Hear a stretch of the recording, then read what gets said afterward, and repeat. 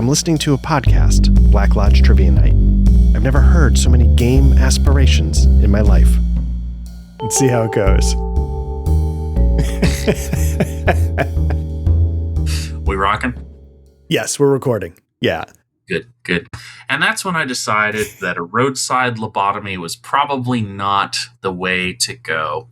Even if RFK was the one who was going to perform it, probably was just not the right thing for me. But I did get a "Thank you for coming to Buc-ee's" t-shirt. So here we are.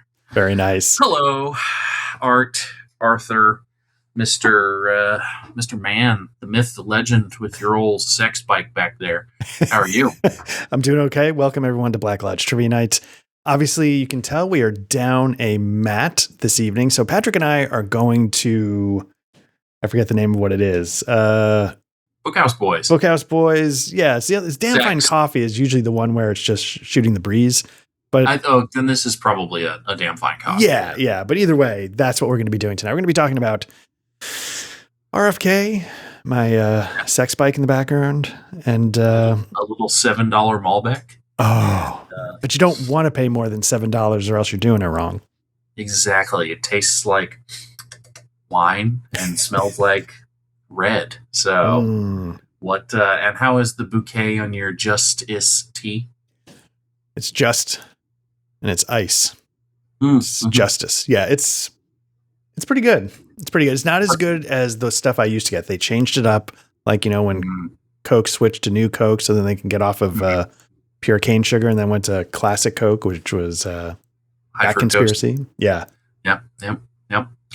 You know what we haven't, you know what circle joke we haven't made for a while, because how long have we been doing this? Like 3 years now? A little over 3 years. Yeah. Jesus, time flies. But you know what we haven't talked about in a long time? We haven't talked about the lobster pot. It's been a hot minute since we talked about the lobster pot, and yes, I feel like those jokes need to make a comeback. They should, and I will be at the lobster pot in the very near future when I'm on vacation. No shit. Yeah. Well, when that happens, I need similar to Burbs with Sean Bean. I'm going to need lobster pot with Art as a separate subreddit. Or Jesus, we're not on Reddit, but you know what I mean. Yeah. Fuck me. Yeah. It's been one of those weeks, folks. So. Should we be on Reddit though? We've got our Discord. We've got a Discord if you want to jump in and. Just 4chan. That's the only place. Right. It's the only one worth reading. So Patrick, exactly. All my best ideas get worked out in 4chan and 8chan.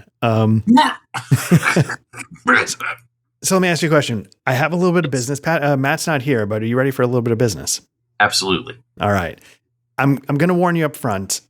I think this might be one of the hardest questions I've come up with in a while. So this is either going to be actually extremely hard or like dead simple. One of these two. It's like you're talking with me, or okay. No, I'm not in this case. And are you ready?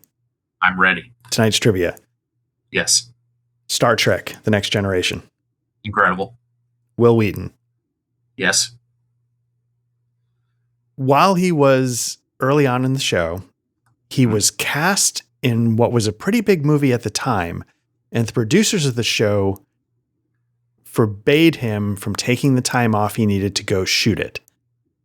Do you know the name of that movie that he was not allowed to go do? And it really scarred his experience on Star Trek for the rest of his time there. And still, I don't know if he talks about the details, but it's going to be something that probably ended up being a big blockbuster, because what the fuck was coming out about the same time? So my fear is this is before you were born. And that's partly why it might be hard. So here's the thing. What years did Next Gen run? Like 88 to 90 something. Well, 87? Unless it was the back half of 90s, then the full runtime of Next Generation is in fact a prequel. If it was 88, my parents graduated high school 2 years before. Oh, right. I forgot about all this. Oh my God. All right. Yeah. No, wait. No, I think 88 is when my parents graduated high school. Yeah. Okay. Yeah, because they graduated from Auburn in 92. So, yeah. So that might be why this question is very hard, because now I realize it predates you. Free Willy. We're going to go with Free Willy. All right. Final answer. Free Willy. The correct answer is Dangerous Liaisons. I don't know if you've ever heard of that movie. Nope. Okay. So the next question, the follow-up's not going to matter. The follow-up question was, who actually got the role when Will Wheaton had to back out? Burt Reynolds. Very close. I know. I can't even tell who I'm looking at when I see them both standing next to each other. It's the same difference, right? No, I'm sorry. Samuel L. Jackson. Okay. The correct answer is Keanu Reeves. And Keanu Reeves is, and I say this with all the love in the world because he's a genuinely treasure of a human being. Yes. He is awful in Dangerous Liaisons. Okay, but that was like early Keanu. Like Keanu it's one was of his coming first off. Movies. Yeah, he was coming off of Bill and Ted's. Like, you know, it was even before Bill and Ted. Oh fuck yeah! No, that's like garbage Keanu time. Like, it was and I feel bad because I really love the movie, and it's got John Malkovich, Michelle Pfeiffer, Uma Thurman, Glenn Close. People were winning Oscars for this movie, and then there's Keanu Reeves giving one of like his worst performances in his career. It's hard because it's so clear that the movie would have been like a pure masterpiece except for his performance. For Keanu. Yeah, and I don't say that trying to be mean. Well, Keanu is one of our followers, so we probably just lost him. And you know, it's sad for us to see Keanu go. Yeah, because he is such a genuine good person. But yeah, it's all right. We did keep Malkovich still. He's still one of our other 4 followers. So, yeah, John, appreciate you, bud. And Keanu, we'll see you around. See you on the flip side. Exactly. So there you go. That's tonight's trivia. It's a pretty good movie. I really like it. It's not for everybody, but I really like that movie. So without Matt here tonight, obviously we're not going to be continuing with our season of Ghosts. But we could. Thought, well, anyway, we should. Hey, Matt, we worked some stuff out. It's all good. Don't worry about it. Yeah. We rolled some dice. It's good. It's good. We're good. Yeah. Pack that we actually finished. We won the adventure. So, and I did amazing. Yeah, it was all 20s from Art the entire time. That's pretty good. I came up with a little, because we're having a sleepover here, a little game of Black Lodge Trivia Night. Would you rather? Excellent. So, this might be a little bit of a shorter session tonight just because we're going to be hanging out, shooting the breeze. But got a couple questions for you. Make sure I'm recording. Am I recording? Oh, fuck. It says it's recording. Okay. I can make a short time. You're not. Are you not recording? Oh, no. It says stop recording. No. Okay, we're recording. Oh, Jesus Christ. Had a little heart attack there. I can fill up dead air though. Like we can. If you think this is going to be a short session, I will make this motherfucker last the full 2 hours. Full sting. Yeah. This is the only thing I can make last that long.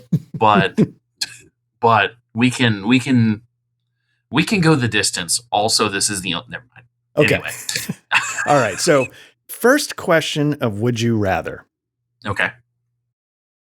Deadlands, but using a really obnoxiously crunchy D100 over-the-top system, or Middle Earth with Savage Worlds? Middle Earth with Savage Worlds. That's an easy one. Interesting. So, despite how much you love the setting, the system just being a bear would be like, I'm out. I say system doesn't matter a lot, but if it came down to it and we had a super duper crunchy, like it's like you're talking GURPS. Sorry, Duck. Love you, bud. Duck doesn't listen to this. I don't know why we actually keep calling Duck out. He doesn't fucking listen. However, if it was like GURPS Deadlands, like that'd be, I got better things to do than take 2 hours to simulate 6 seconds. Like, yeah, sorry. Like, yeah. Do you think it would actually make you go like, oh, you know what? Now I don't even like Deadlands. Or do you think it's not that powerful? I think it would definitely sour me, but I really just like the universe of Deadlands. Like, I can separate that out. Like, there are some systems like Vaesen, or sorry, gotta look over here, or like Dragonbane. Like, Mhm. I don't know why, like those systems in the games, probably because we just haven't played them as much, right? But like the system in the game and the universe are all like, I put one, they're 1-to-1 for me. But like Deadlands, I played enough and read enough and like bought all the source books and everything where I could be like, okay, I could take this and plop it into a couple of different systems and have fun with it. Or even the old OG system for Deadlands. I could go back and play it and learn that again, like no problem. Right. But yeah, I get to play with you guys like once a week when we're firing all cylinders. It's like once a week, and for 2.5 hours, and I'd rather spend more time doing more stuff than spend 2 hours working on 6 seconds, right? So yeah, that's a good point, because our sessions, the time is kind of precious. So if you had a session just be combat, it'd be kind of like, oh my god, it's going to take forever. Yep. So as an offshoot of that, and this might not be a question that's just for everybody to know, like we just spring stuff on each other. Like we have no forethought, no planning. Not even a little bit. No. So one thing I was just wondering, like, if you had to plop Deadlands into another system, what kind of system would you like? For some reason, Savage Worlds is off the table. Yep. What might you grab if you had to run it in something? That's a good question. What would I run? What am I comfortable enough to run at this point? Honestly, I have, and this is definitely just I have been like balls deep in it lately. I fucking love Morkborg. Like, I'd probably just slap a Deadlands skin on Morkborg and just play it. Like, yeah. And that's not saying that's not a 1-for-1. It probably is. Somebody else falling down your stairs there. Like, no, I was looking over here. For some reason, I could have sworn had they never. I was looking at my Morkborg section to see. There's got to be an Old West, right? There's a cowboy one. Yeah, there's no way there isn't. Like, I don't know what it is, but I'm sure it's out there. I'm sure one of the listeners will spit one out and be like, "Hey guys, this is the one you need to look at," and I'm all for it, right? Like, I really like Morkborg. I keep taking the book to like friends' houses and like, my parents and my brother and I, like, we all play RPGs together occasionally. And I keep taking the Morkborg book thinking like, ooh, is this the weekend we're going to play Morkborg? Like, hasn't happened yet, but at some point we'll birth some scum and play some Morkborg, but it's just fun, right? Like, it's a great system. It doesn't apologize for what it is. And I think we'd have a damn fine time with it. So I think that's a good call, because I feel like Morkborg, maybe I'm misinterpreting it, but in my mind, Morkborg has that fast and fun mentality that Savage Worlds sort of puts forward. So I feel like they're sort of kindred spirits in that way. And I think that's a good call for Deadlands. Interesting. Yep. All right. So this one might not be such a hard question. Okay. But solo RPGs or solo wargaming? Ooh. So I've the problem is, for me, I have a hard time dedicating, I don't want to say the brain power, because there is no brain power. I don't have the mental bandwidth to, like, I'm actually, funny enough, I'm sitting here staring at, I've got my stack of I have dice all over the floor now. Caer Nathalis, right? Oh yeah. Like, I started a character, like, I don't know, I think I dated it.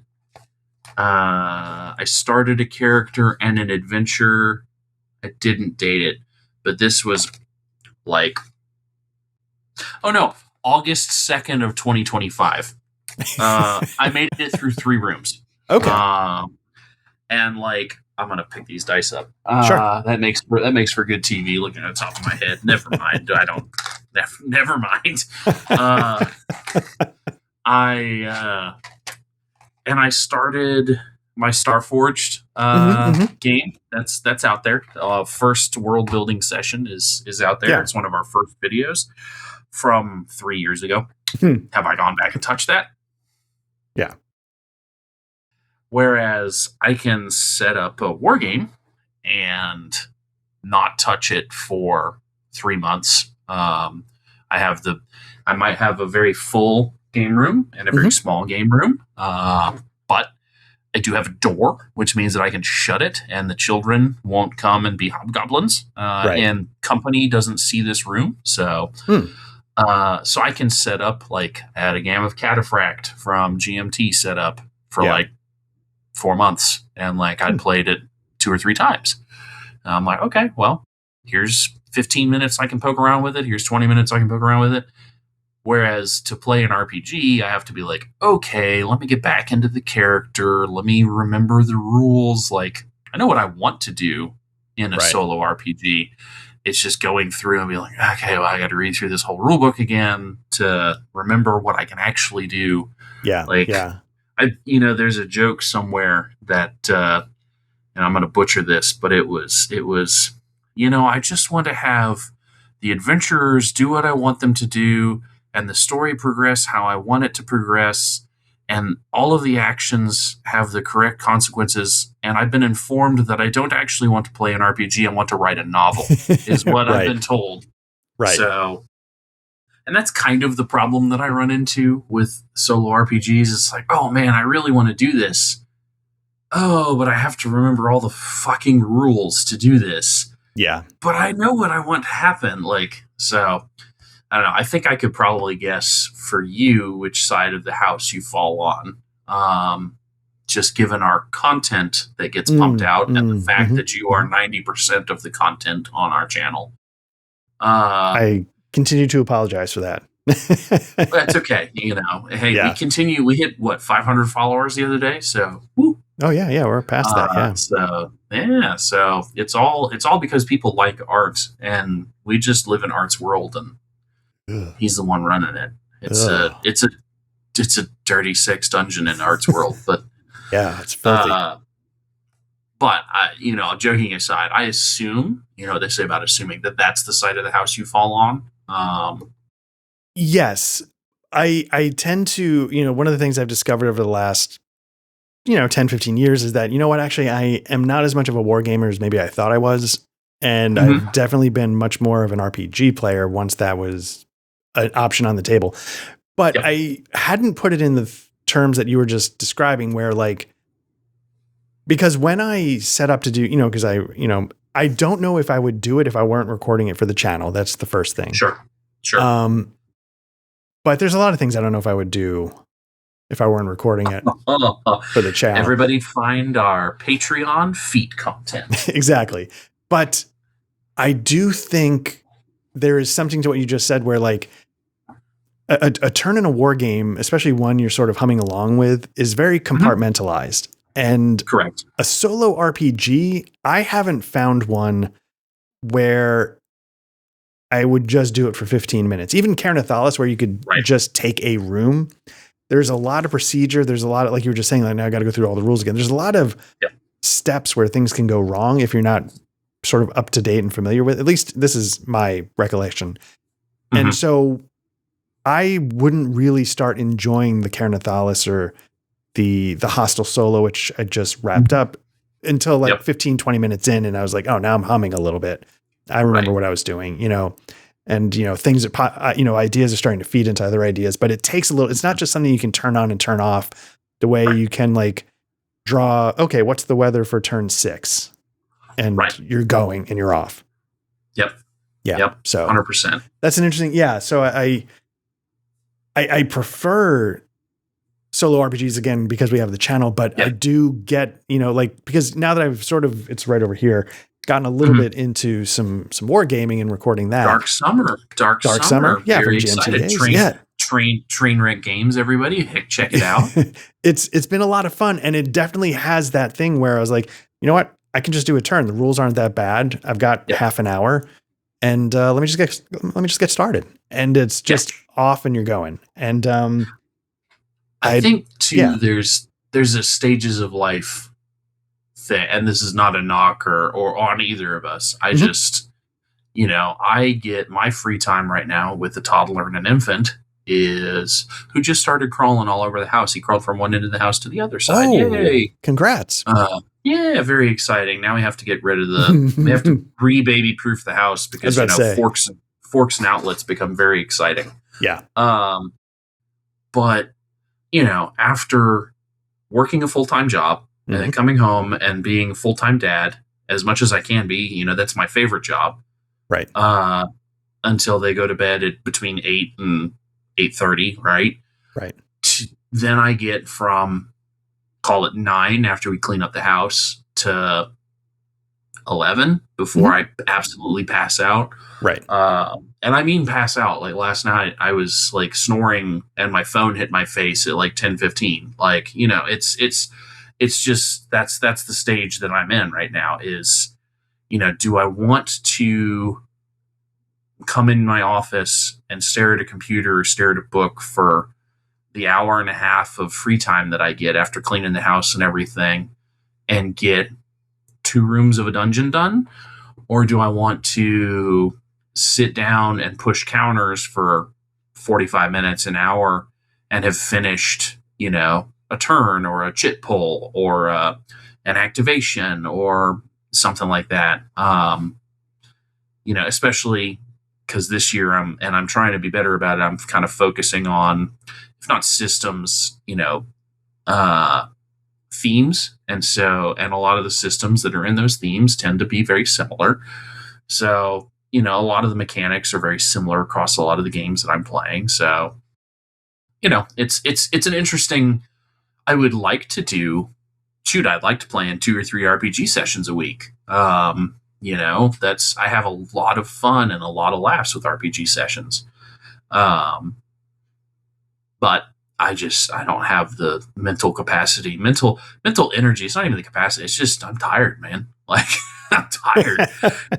It's really exhausting. So, which is not news to anybody. But and I'm just saying the same thing that dads for 100,000 years have been saying is, holy shit, I'm tired. So, and again, that's, your mileage may vary, but that's my truth right now. So if I can just piss all over your truth. No, please. Let me ask you a question. So you're describing, because obviously I'm much further along coming out the other side of being a parent. And, but that was the thing. You start to get your evenings back, right? Cause they go to bed 8:30. But I'm the same way. Like I'd rather stay up and be exhausted than to not get any time at all. 100%. But what time are they getting up? Oh, I got good sleepers, man. I have always had good sleepers. Tegan gets up at, we have a little light in his room and it's red light, green light, and it turns from red light to green light at 7:30. He does not get up before 7:30. We've Pavloved that. So he does not, and he doesn't actually get up and out of his room. He knows that we have a monitor or whatever in there. And so he'll start calling for us about 7:30. Interesting. Okay. So nice. So we're very lucky. And Tommy, the little one, we just started sleeping through the night again. And so we are back on track with that. And he's up 7 o'clock, 7:15. So that's not bad though. No, my work alarms go off about 6:30. So I've got half an hour to just sob in the shower, crack a shower beer. And then it's off to the races. So nice. Yeah. Cause now my experience is turning into the opposite, especially in the summer where like the evenings, my kid's 16, my son's an adult, like they'll stay up till 1 a.m. So if I want to get anything done now, it's when they're sleeping till noon. So it sort of flips. Yeah. When I'm not a morning person, I'm the person that would stay up till 3 a.m. So it's so unnatural.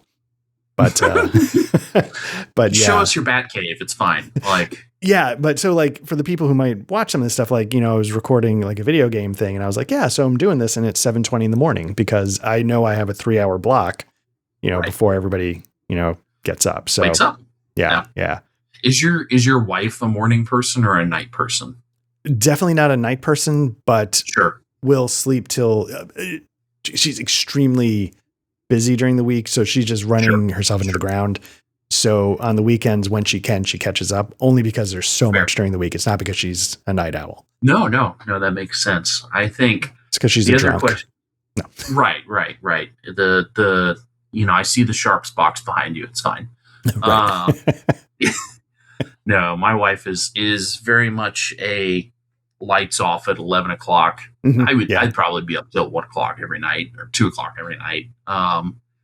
And that's, my blood alcohol, not my blood is, well, my blood alcohol is pretty high too, but the caffeine and my blood is 98% caffeine at this point, which will probably be what kills me and not the alcohol. But, I'm one of those people who have like a cup of coffee at 10 o'clock and I'll be fine. Right. Yeah. Like I go to sleep 10 minutes after drinking a cup of coffee. Like, yeah. I'm drinking an iced tea. It's, pushing 10 o'clock at night, Yeah. I mean, I was I can crush Coke Zero, or in my youth, I could crush a Mountain Dew and be fine, or a vodka Red Bull or whatever. Actually, a vodka Red Bull made my heart feel like it was going to explode, so I stopped doing those. Kids, don't drink vodka Red Bulls. If you're a coward. Unless you want your heart to explode, and then by all means. I've never had that, but I've heard like it's actually surprising. Like some people are like, "Whoa." Don't do it. Yeah. Terrible life decisions led to drinking a vodka Red Bull. And then I don't know. That's for the Patreon. That story's for the Patreon subscribers, of which we don't have because we don't do that. Right. But yeah, kids, don't drink and drive, and definitely just don't drink vodka Red Bulls. Yeah. So yeah. All right. Get us back on track. What's the next question? So the next question is, how much would you pay for a MacLeod Trivia Night YouTube membership where you could hear the stories of my feet and his? No, $69.69 a month, a week. A week. All right. So next, yes. Do you know who famous D&D enthusiast Joe Manganiello is? I do. Okay. Do you know what his setup is for his D&D room with his celebrity friends? He kind of came out and after Mercer and his whole Critical Role thing, right? I don't know what his setup is though, specifically. Just imagine like all the bells and whistles that Critical Role does, but then for somebody who is a millionaire. And so just like thousands of miniatures, any miniature you need, we got it. Any tile set of the finest dungeon craft stuff, he's got it. Ambience, got it. Smoke machine, maybe it's not that crazy, but he's got like a massive, like 12-foot long table that was custom made. He's got like everything to the nines to give you the most immersive table experience. What would you prefer? Would you prefer to play every role-playing game with that in front of you on the table? Or would you prefer Theater of the Mind every Theater time? Of the Mind. Interesting. Okay, go into that. Yep. So again, I could stretch my arms out and touch one wall on another.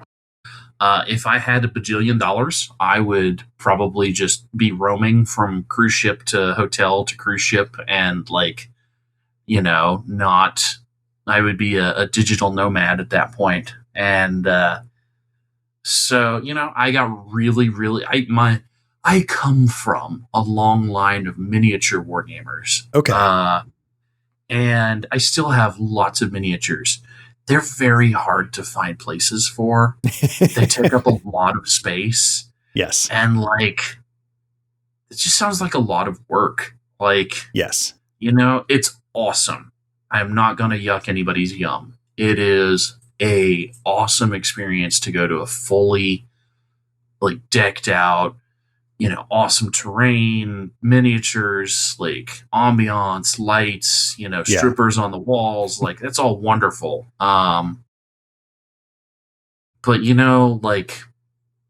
at the end of the day, these games are pen and paper games. Like Right. roll some math rocks and push and and draw a shitty picture on the back of the pizza box and go for it, right? Like you don't need any of that shit. Like half of the games that are out there have free start rules. Like just go play. Like that's the end all be all of it. Like, that's me.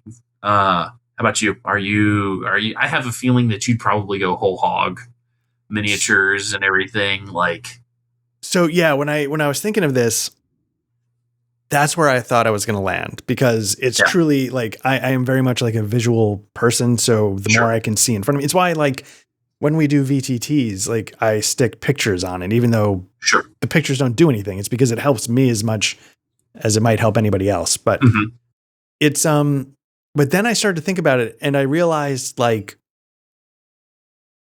yes, like it could be like a spectacular thing to behold, but RPGs are, like you said, it's also about riffing, right? It's about like, and so suddenly it's like, I want to go outside the ship. And you're like, well, we're going to now theater the mind, even though we have 2 decks of the start. So you're doing it anyway, because somebody's going to go off script and think of something you didn't set your table up for.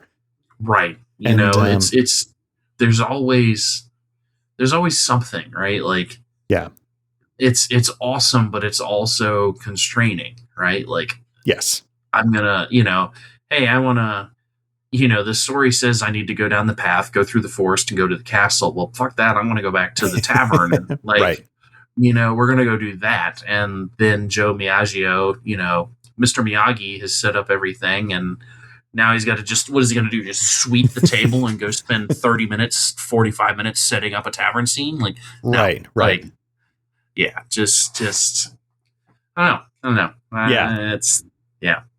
So I agree with you, because I think, in the end of the day, what it's really about, like, being able to be in the moment, have it flow. And, you want the rules, you want whatever's on the table, you want everything getting out of the way, I think, of what that is. So tell the story, use the tools to tell the story. Don't make the story fit to the tools. Yeah. All right. Next one. A years-long campaign or years of one-shots? I think that this is going to probably surprise you, but the years-long campaign. Interesting. Yeah. Interesting. I have really enjoyed the couple of times that I know we set this whole fucking thing up to be like, oh, we're going to play like 3 sessions of this, and then it's going to be somebody else's turn to DM. I have really enjoyed our more long form games. Like Spies was great. And we played that for like months. Yeah.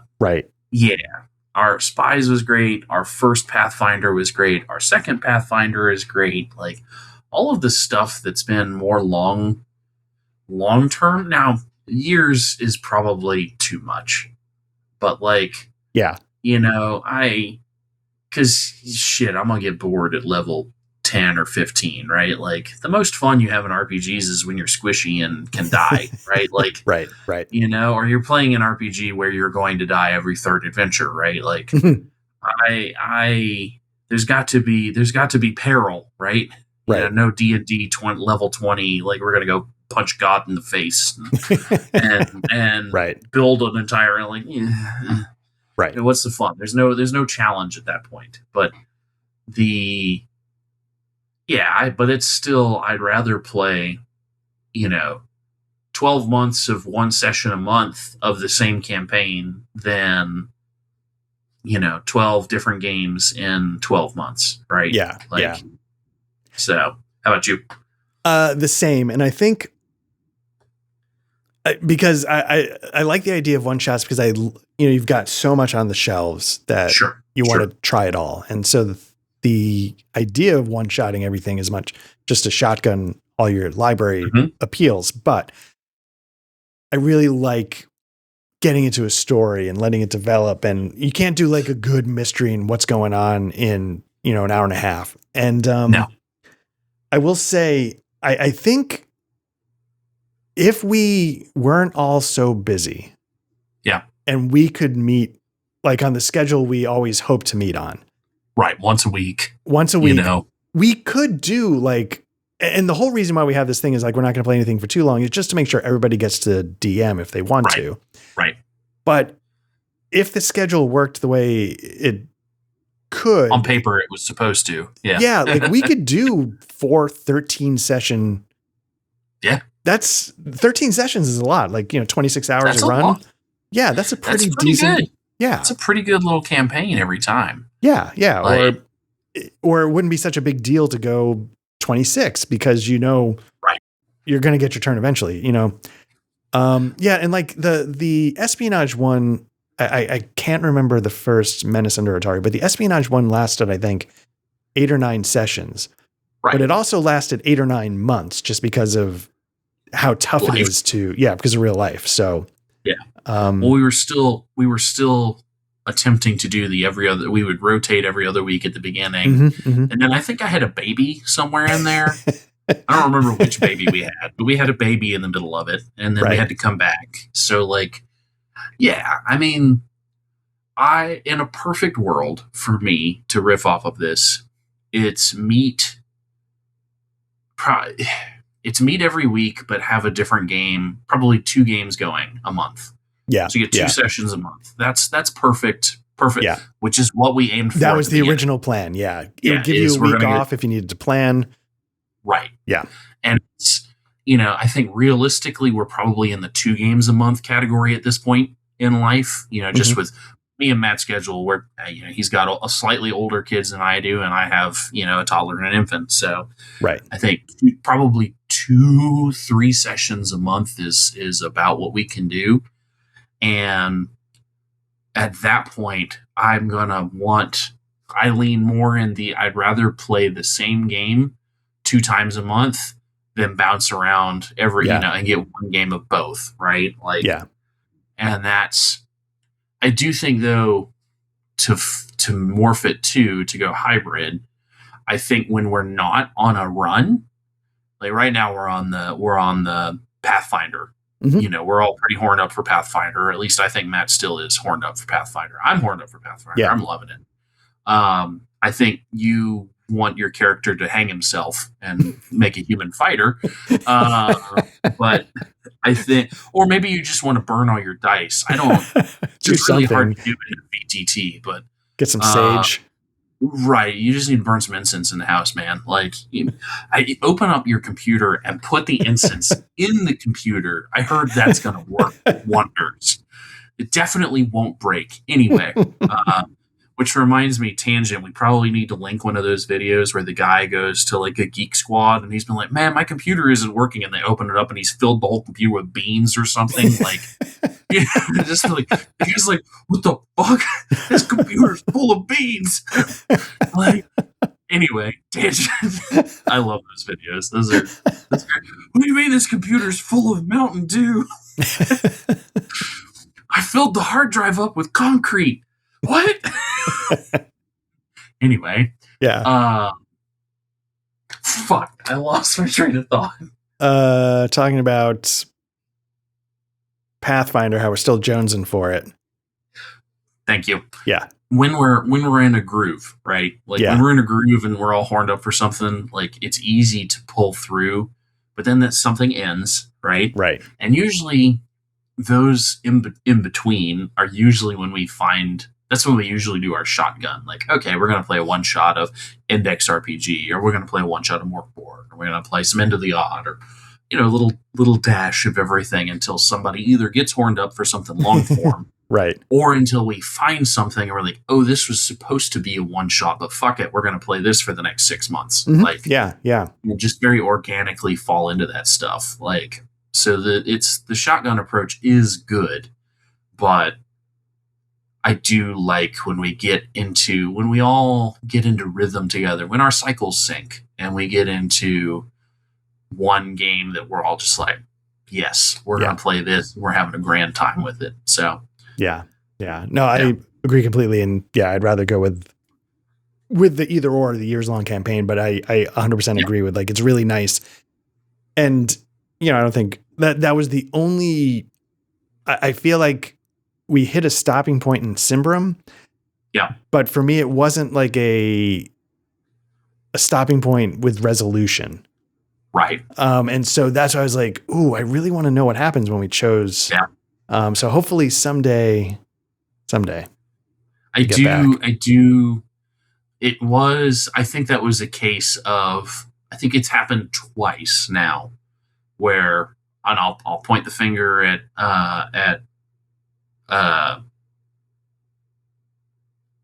fuck, what was the vampire game's name? Aetherreich. I'll point the finger at Aetherreich where we started up. We're like, we're gonna play this for a month or two, and then I lost steam for it, and so then everybody else lost steam for it. And I think that kind of happened with Symbaroum, where Matt was very, and I'm probably putting words in his mouth, but I think he was really horned up for Symbaroum, and then he started reading some Pathfinder books, and he was like, oh fuck, I want to get back to that. Like, yeah. So, yeah, Symbaroum was great though. I'd go back to it. Yeah, in a heartbeat. Or Warhammer Fantasy Roleplay. Yes. That, yes. Do you have... I've got a whole stack of it somewhere. I'm looking for it down there. I don't, but that's never stopped me before. Yeah, that is definitely one someone... I think Matt has more interest in playing that from what I've seen. I think so. Yeah, I assumed you would want to play it more than run it. Probably. Okay. Yeah. Either way is fine, but I just had that assumption. I definitely would want to play in that universe, I think. Yeah. I love it's of all of the settings, of all of the things. I think we've said this before. Deadlands is great. Deadlands top 3. It's probably number 2 behind the Warhammer Old World setting. I love the Old World Warhammer setting. So for those who don't know, we did a whole Patrick Tier Ranks RPG settings. And I don't recall if I asked you when you probably S tier ranked Warhammer. How did you discover that setting? What was it that got you into that setting? Because you clearly love it. Yes. So I am my deep dark background story is from miniatures. And I played 40K I still have 3 or 4 3 armies in the closet, all painted, ready to go. Again, I don't have space to put them anywhere, but they are painted. They are in boxes. That doesn't include the other 6 or 7 armies that I've owned over the years. And the old Warhammer Fantasy armies that I owned. But I played a lot of 40K. My friends liked 40K. Everybody liked science fiction better than me. Everybody likes science fiction better than fantasy, but I have a real soft heart for fantasy. Okay. And so I got into Warhammer Fantasy when the 8th edition box set came out, which was Skaven and High Elves. And I fell in love with the Skaven, and I fell in love with the universe. And then I collected Skaven and High Elves, and I think that was it. I tried getting back into it with Sigmar, but the lore never caught me the same. So, because when you have 40 years of lore and you blow it up, it's right. Know, yeah, something about it. Just like somehow Palpatine returned, right? It's sometimes it's a kick in the nuts. So yeah. But it's back, baby. And I bought a High Elf box set for that, and then turned it around because I have a toddler and an infant, and who the hell has time or space to play Warhammer Fantasy on when we're not no. Yeah. So well, let me. That might take care of my next one, which was science fiction or fantasy. Fantasy. Okay. Got into that a little bit. Although it is, that's like asking, that's a very Sophie's choice of you, sir. I have no problem saying fantasy, but then I'm losing aliens. I'm losing Fifth Element. I'm losing, dystopian sci-fi. I'm losing my Yeah, I do love science fiction, but from an RPG perspective, I would rather play in a fantasy world than a sci-fi world. It's fair enough. All right. Yeah. Next one. And I don't know if this is the best would you rather, but I hope if it doesn't click, I'll try and expand on what I was trying to get at. GURPS or RuneQuest?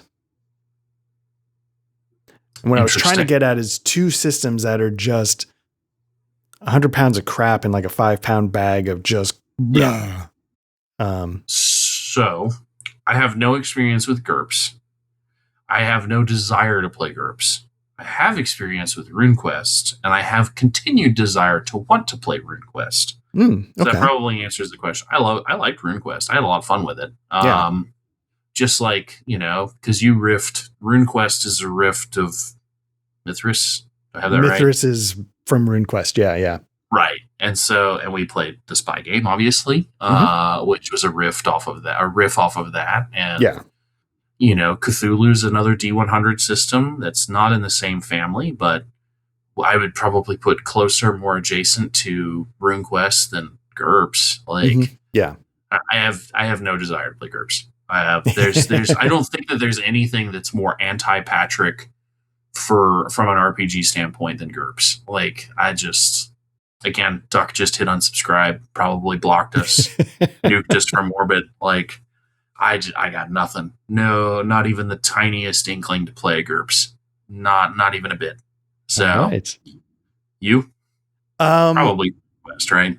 Probably RuneQuest. GURPS is one of those things, and I have the new edition when it comes. Sure. It's not here yet, but GURPS is one of those things where like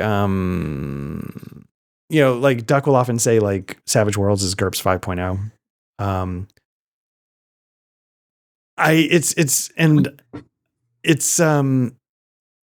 But there's something about GURPS where I feel like, if I were to ever take the time to like wrestle it to the ground, I might be able to get an appreciation for it. I just don't know what would motivate me to pick that fight and get it started. Right. I've just never found the thing that's like, you know what, God damn it. Like, I'm going to do it now.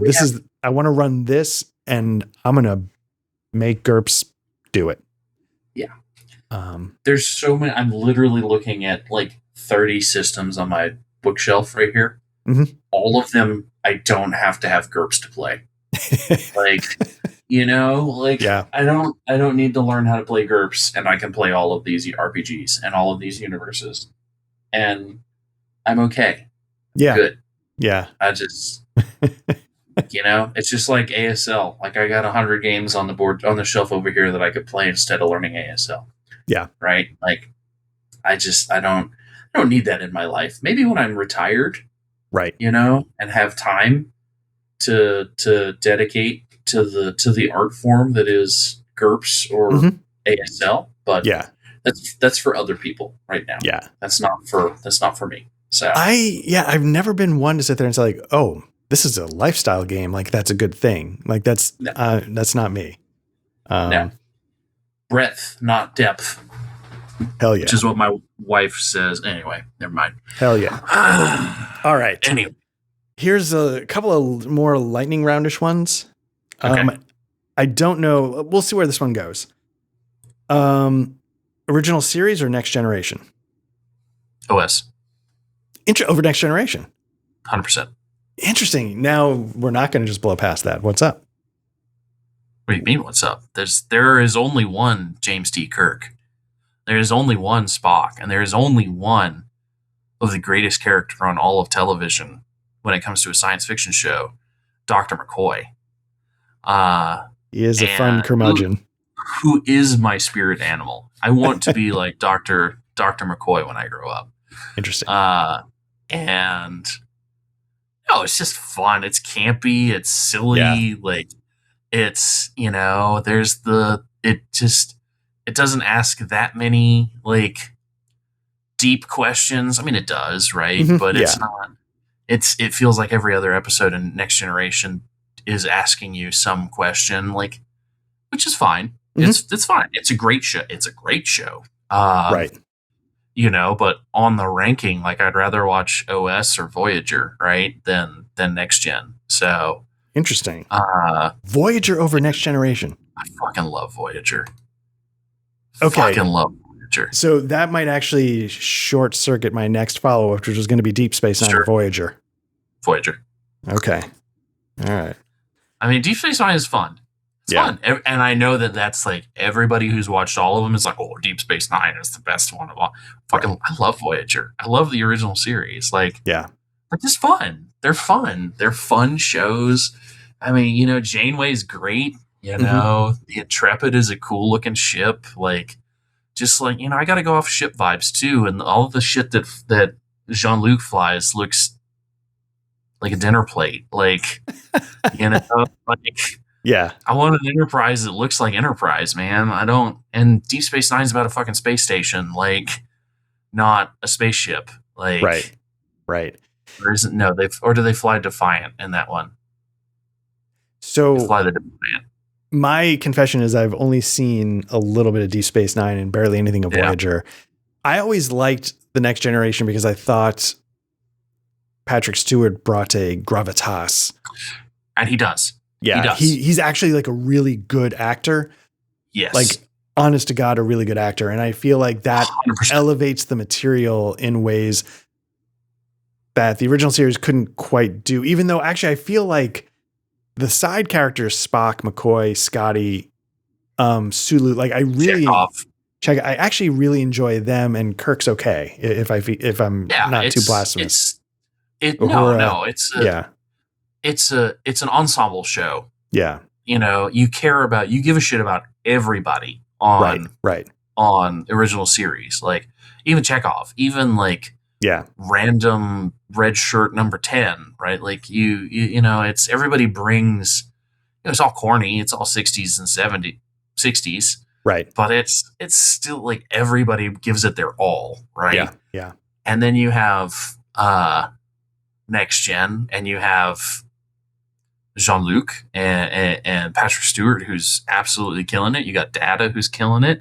You got LeVar Burton, who's killing it. And then, you know, Riker, who's fucking anything that moves. And and a psychologist on the bridge, because that's something that every combat / exploration ship needs on the bridge at all times. I thought the Doctor was good, though. Gates McFadden. I don't know what her character name is. Doctor is good. Yeah, the Doctor's good. Because she would have to hold her own with Jean-Luc and Patrick Stewart. And that's hard. Yeah. That's a task. Good. Yeah. But then you have Voyager, and you have Janeway, and you have the whole crew. And I don't remember any of the crew members' names, but her first mate is great. The Doctor is fucking hilarious. You do have the annoying chef, the comedy character. And they do fight a lot of what's the money species, the Ferengi. Yeah, they fight a lot. They have a lot of Ferengi episodes. Okay, and those get a little old, but you know, it's fine.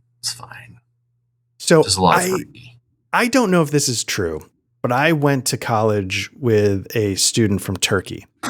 Okay, and he told me, and again, like, it would not surprise me if he was just pulling my leg, but he also at one point told me that Ferengi was Turkish for American. Like, sort of like it's a slang word for, but I do not know if that's true. Like, that's just, and again, he was definitely the type of guy who would have lied to me to, like, hey, you know, but I have no idea, but that would be hilarious. Yeah. I will say I have not watched barely any Voyager, and I've always wanted to watch more Deep Space Nine because I like, I find it intriguing to have like sort of your classic locked room mystery, so to speak. Even if it's not a mystery, I appreciate a setting which is just incredibly self-contained, and this is what you have to work with. And so how does it make you, you know, think outside the box while you're sort of constrained to a very specific thing? Well, I'm surprised you didn't click with Voyager then, because they're flying the ship and they're going to planets, but they're by themselves. There's no Federation out where they are, because they get launched across the universe, right? And it takes them, 30 years to get back. but like, they can go to like external setting. They can go to a new planet. True. Very true. And I know like Deep Space Nine can have people come in and that can change up the dynamics. Yeah, but I find the idea, like when we played Rosewood Abbey, even though I don't think I'm a Brindlewood Bay person, but the idea of being in the Abbey with this weird rose blooming in a Deus Vult, setting, like it being it sort of self, or even like when we have played like Deus Vult, like the adventure took place in like a small village. The whole thing, took place in and it's all self-contained. I really like that idea that once you get to a spot, you really peel back the layers and it's all about what's there and who is there. Twin Peaks, I really like that setup and so I think I would click more with Deep Space Nine if I weren't so lazy and I just actually watched it. So, we all have priorities, man. There's too much good TV out there. That's the problem. There's too many good movies, too much good TV. Yeah. Too much bad TV that's just interesting to watch. I'll watch it anyway. We started watching Heroes again. Okay. Actually, my wife, she's like, I've never seen this. I'm going to put this on TV. And I'm like, oh, you're going to have a lot of fun with this. And we're having a lot of fun with this. Yeah. And I forget how good that show was. Because that came out, 2008, 09? It's been a while. Yeah. It's been, a long time. And she never watched it. So are you out of the first season though? No, we're about halfway through. So everybody's starting the storylines are starting to coalesce. Nice. Although I'm just reminded by how much the Dr. Jekyll and Mrs. Dr. Jekyll and Mr. Hyde character, the chick that it's like her alt ego is super badass or whatever. Okay. I always forget how fucking irritating her storyline is. Yeah. Because when she's not murdering people, she's fucking people, and her main personality is just like, oh no, I did it again. I can't believe you did that. Right. And it's just like, oh my God, how many times can we have this same fucking conversation on TV? Please just, Anyway. All right. Anyway. Yeah. So last one, total throwaway. Wings or burgers? Now, see, we might spend the most time on this question. All right. I'm here for it. So I do live in Atlanta. Okay. So there's an Atlanta answer that I must give.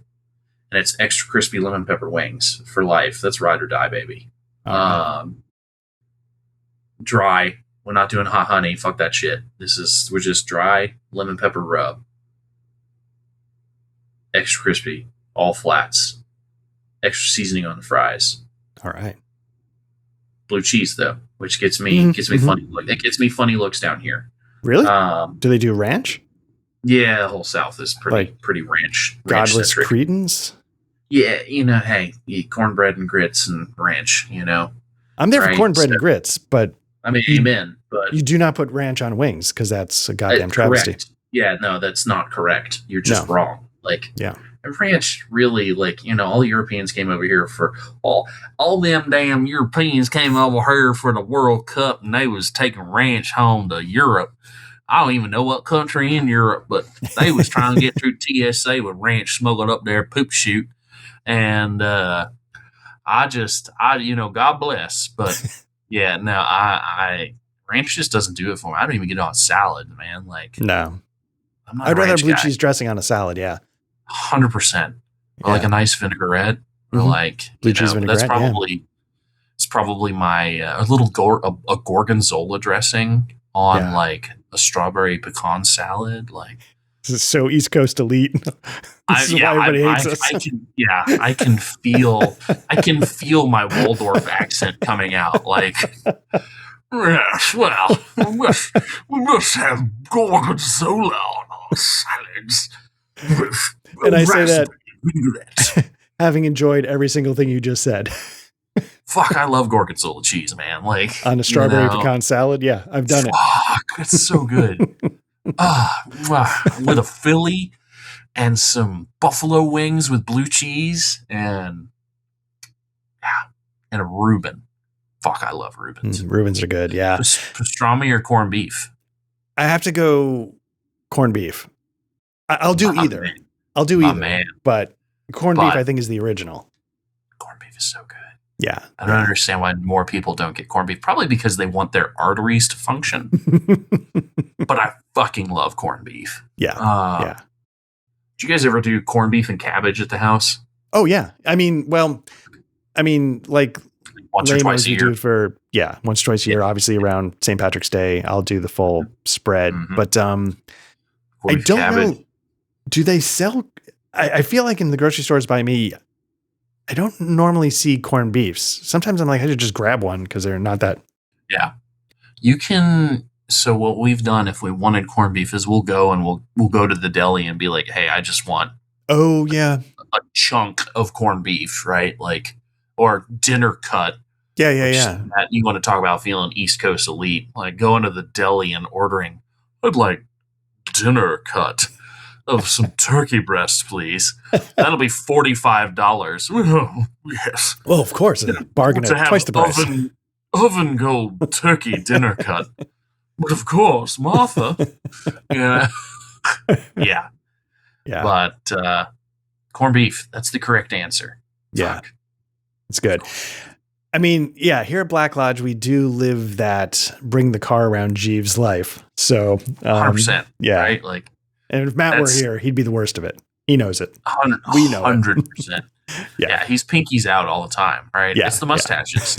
And Matt, Art, you have an honorary mustache. Like, oh, that's very kind. Thank you. It's fine. It's fine.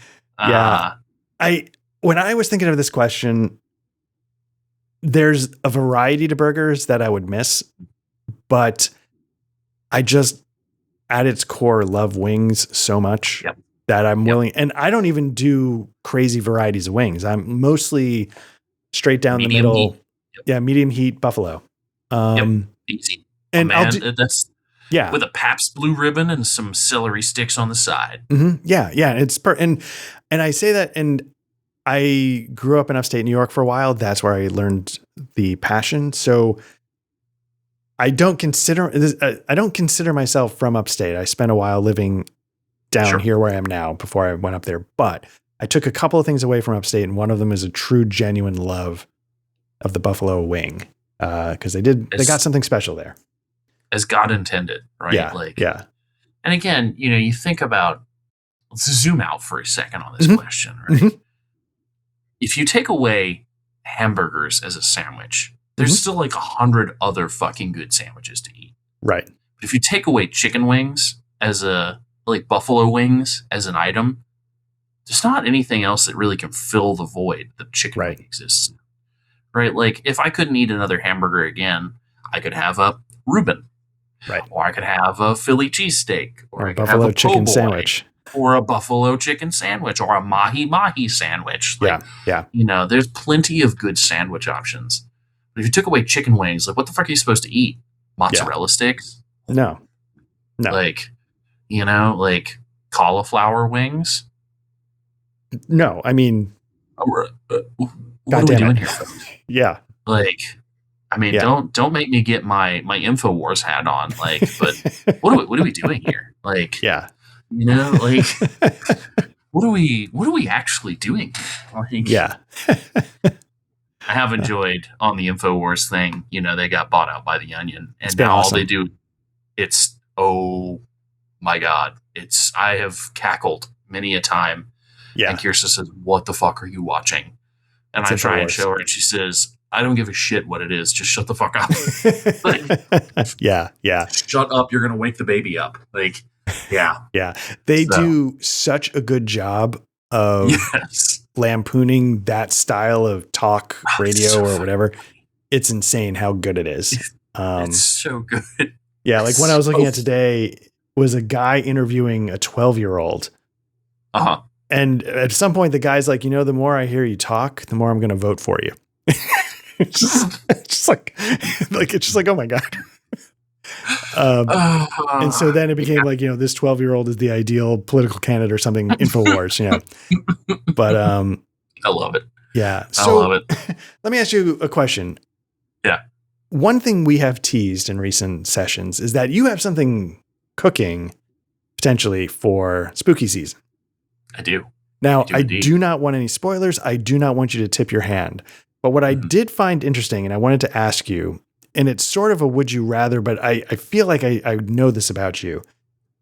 You don't strike me as the type to long game it. Like, it's like, shit, what am I going to run? Oh, shit, Etheric. You know, like, or are you the type that does, like, the seed has been planted 8 months in advance, and now I'm starting to build momentum? Every once in a while. I am very much like a week beforehand, like, oh, what the fuck do you guys want to play? Like, let's play this. But there's a couple of things that come up frequently, right? Like, I'm going to run at some point when it comes out and the Kickstarter hits here and East Texas University is here. Yes. I will run some one-shots. And those will be listeners, those will be public. We can have as many people as we want. We'll have as many sessions as we want. But I want people to play East Texas University because I genuinely think that it's a really fun system, and I don't think enough people play it. Right. So I'll evangelize, and we'll do some stupid teenage shenanigans at East Texas University, right? Like, it's fun. Yeah. Who doesn't want to be Buffy?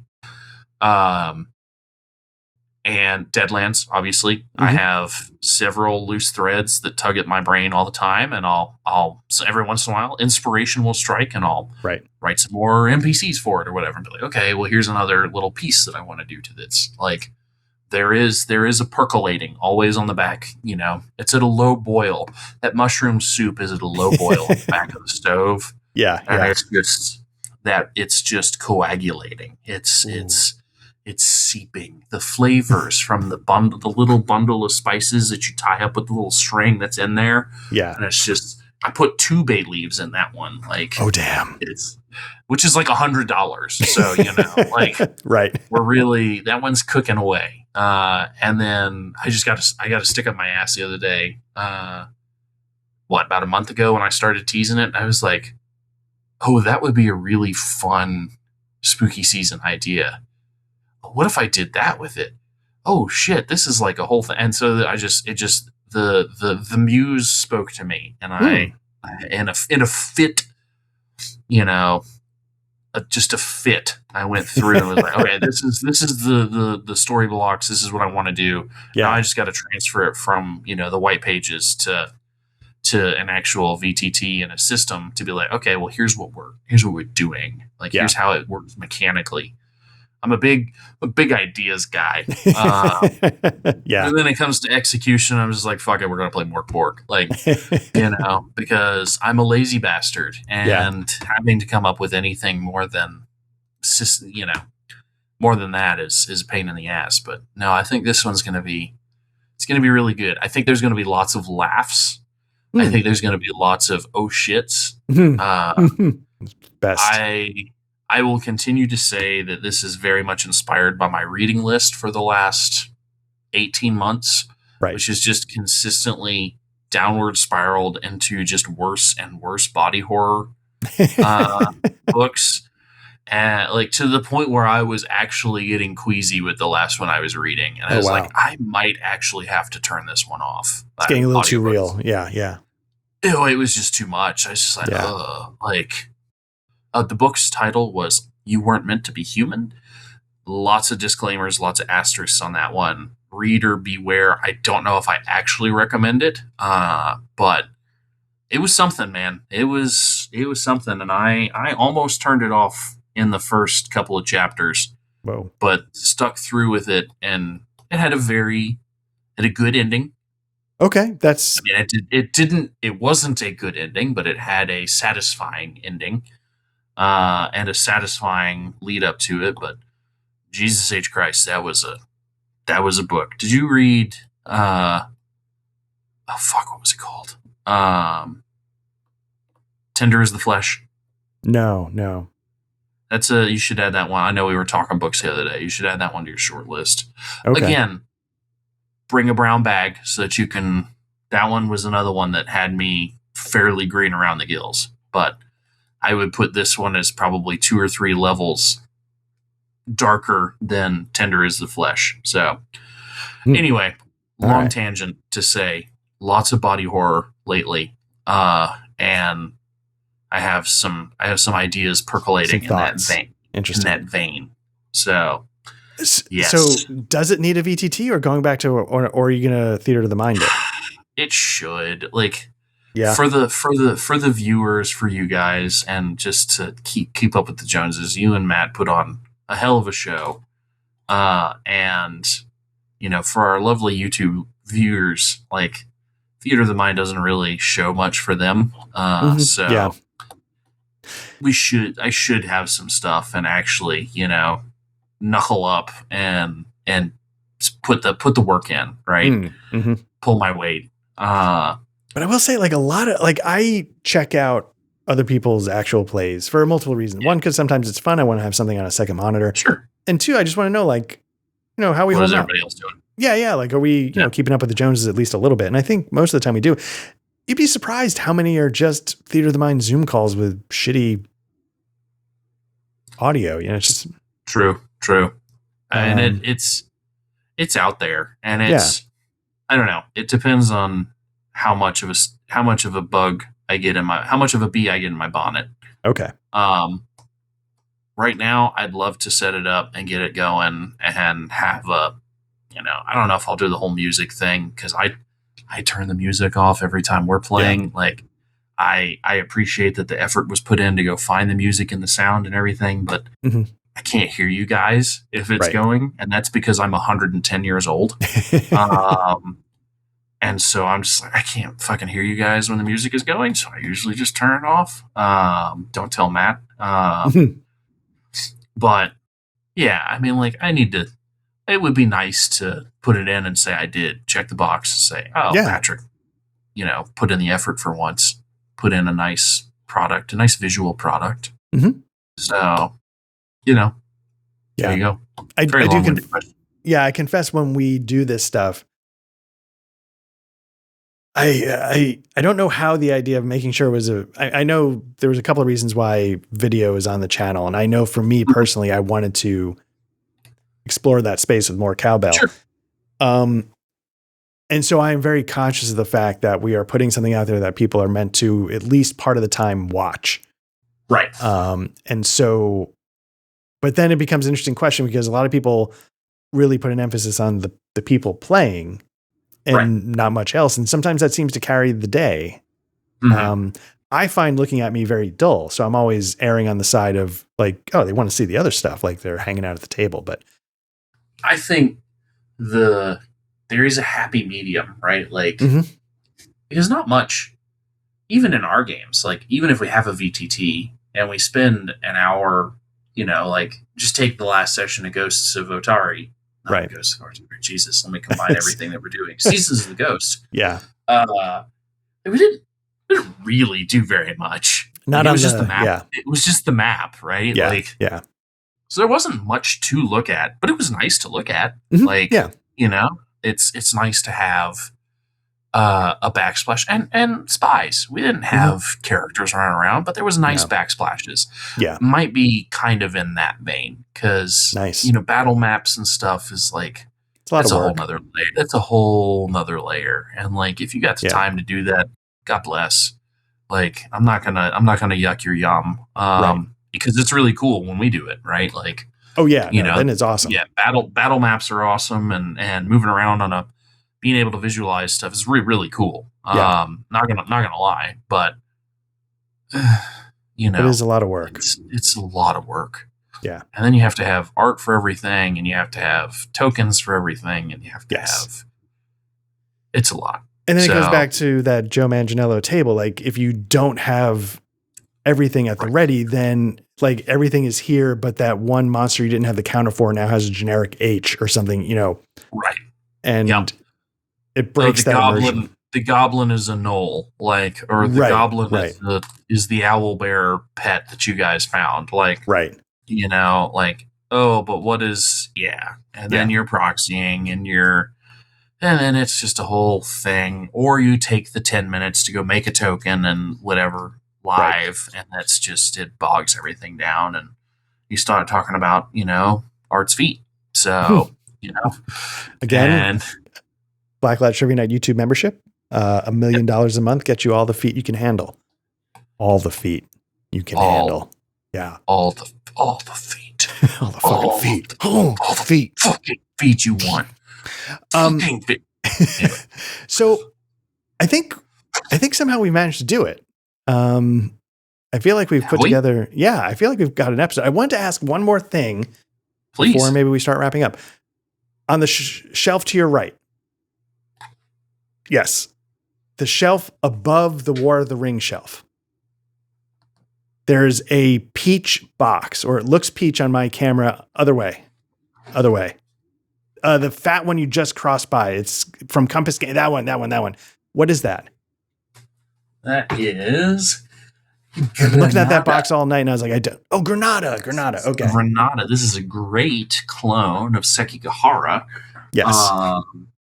And I actually prefer the Reconquista theme to the Japanese I could see Edo that. period stuff. And I had a lot of time playing this I had a very fun time playing this at AACCon 4 or 5 years ago. Nice. Big fan, gorgeous components, art's awesome. Don't say that about Compass Games a lot, but that's a winner. That's a really good. Okay. Because I was really. I've been looking at it all night, and I'm like, I see the Compass Game logo, but it's I can't read it, so I'm like, but I don't recognize the box. I don't have colors. I do not have very many Compass Games. I think I have that one. And I have... That might actually be it. That might be it. Okay. Hold on. Oh, Brotherhood and Unity. That's 2. Mm-hmm. Great 3-player game. Now we're going to go into the Wargaming Power Hour. I have Burning Banners, but I haven't played it yet. Is Burning Banners Compass? Oh, it is. Yeah, it is. It is. And I think that might actually be it. Yeah, I have Burning Banners, World in Flames Blitz, Silent War 2, and then... I have Europe in Turmoil. That's the lead up to World War I. Oh, yeah. That one's supposed to be good. Yep, and I have Death in the Trenches. Okay, so I have 5. Oh, is Death in the Trenches them? It is. Okay. It is. So, let me spin this back to end on an RPG thing. Take Savage Worlds out of the equation. Mm-hmm. What company system, what's the one you own most of next? Oh, it's not even Savage Worlds that I own the most of. Oh. I own every 5e book. Okay. Not 5.5e, but every 5e book. Okay, so you've got a full Wizard of the Coast collection going on there. Yeah. Okay. I've got all of that. Savage Worlds, I just have physical books. I just have the old version of East Texas University and the core book. So you don't have like a whole... No, but I have digital copies of pretty much all of it. Just because, I know, isn't that weird? Like, even Deadlands, like, I just read it all on the computer or tablet. But okay, I would not have expected that. I will at some point, because we haven't played any of the 5e stuff. Don't really have, now that 5.5 is out, don't really have a huge need for the 5e stuff. It's just kind of, nostalgia or just vibes. Like, played a lot of 5e. I might keep 2 or 3 of the adventure books and Monster Manual, Player's Handbook, and DM's Guide. But like, I need some space soon because I've got the 2 new Vaesen books coming, which look awesome. Yeah. No, I'm sorry, not the Vaesen books. Not Vaesen, Dragonbane. Dragonbane books. God, we need to get back to that system. It's so fun. So those are coming. I just bought the 2 new Vaesen books, new-ish. Carpathia and City of Nightmares. And like I wanna expand to some other stuff, man. I need to get some Warhammer Fantasy stuff up. I need to increase the amount of Morkborg, because right now I think I have 1 Morkborg and like 2 other of the little like pamphlet-y books. Tell me if you've heard this one. I don't. This book freaks me out a little bit. It doesn't freak me out, but So this is Infernum. Mm-hmm. Infernum. Do you own this one? I do. I'm trying to see where it is on my shelf in real time. But yes, I had the same reaction. Kind of looking it over, I'm like, what is this? What am I doing with it? I don't remember. So, like, I think a grandparent or something bought this for me for Christmas 2 years ago. I have no recollection of asking for this. Yeah. I have no idea how this came to be on their radar. And I'm just like, man, this is like a cursed book or something that just ended up on my fucking shelf. And I'm here for it. I'd like to play this at some point. I could have sworn that was a Matt. I thought he called it out at one point, and that's why I went and grabbed it. I don't think so. No, I could be wrong. Matt will correct us. He'll put a fact out for us. Right, because there's no reason why I would have. Oh, there it is. Yeah, there's no reason why I would have grabbed it unless somebody called it out. I probably did. Maybe I was you called it out.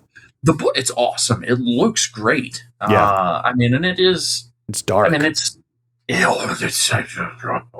very dark. Yeah. And it's a Morkborg. I don't know if it's actually a Morkborg game, but it's close enough. I think it's a Morkborg-ish. Yeah. Close enough, right? And I'd play the shit out of that. Because it's dark as fuck, though. Yeah. And it takes a lot for me to say that. But that shit's dark. Just go ahead, sorry. No, definitely finish your thought. I was just going to say, just like the minis game, not that I need a minis game, I need a hole in the head. But Trench Crusade, have you seen any of this stuff for Trench Crusade? No. Oh yeah, you need to look that one up. We'll put a link in bio or something for that, because it's World War I, but what if during the Third Crusade the Templars opened a gateway to hell? And for 1,000 years there's been an active war between heaven and hell on Earth.